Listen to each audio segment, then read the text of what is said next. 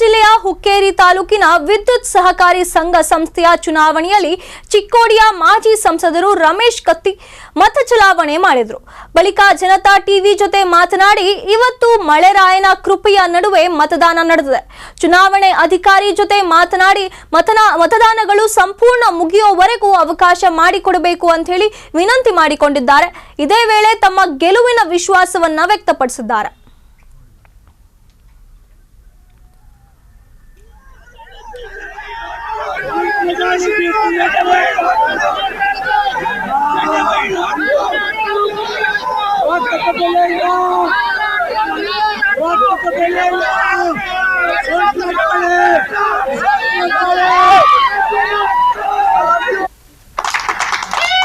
ಸಿಕ್ಕಾಪಟ್ಟೆ ಹಣದ ಹೊಳೆ ಹರಿಯಿತು, ಗುಂಡಾಗಿರಿ ಆಯ್ತು, ದಬ್ಬಾಳಿಕೆ ಆಯ್ತು. ಸಾಕಷ್ಟು ಸರ್ಕಾರಿ ಯಂತ್ರ ಮಂತ್ರಿಗಳ ಜೊತೆ ಕೆಲಸ ಮಾಡಿತು.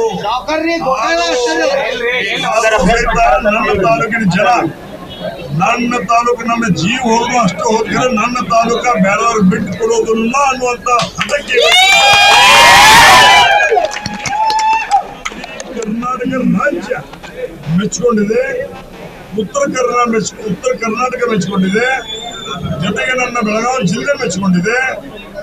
ಇದೇ ರೀತಿಯಾಗಿ ನಾ 220 ಕ್ಷೇತ್ರ ಜನರಿಗೆ ವಿನಂತಿಯನ್ನು ಮಾಡ್ಕೊತಾ ಇದ್ದೀನಿ.